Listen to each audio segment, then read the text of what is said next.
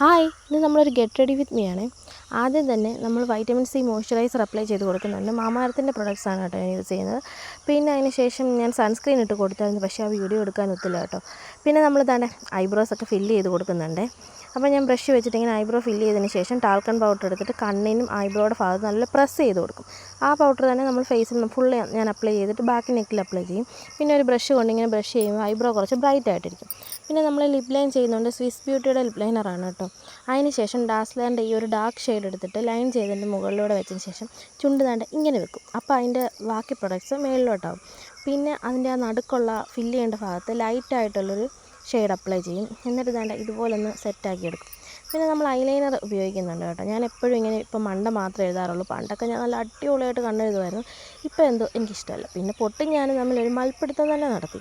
പിന്നെ വേണ്ട ഒരു ബുള്ളറ്റ് ലിപ്സ്റ്റിക്ക് കൊണ്ട് ഒന്ന് മാർക്ക് ചെയ്തതിന് ശേഷം നമ്മൾ സിന്ദൂരം ഇട്ട് കൊടുക്കുന്നുണ്ട്.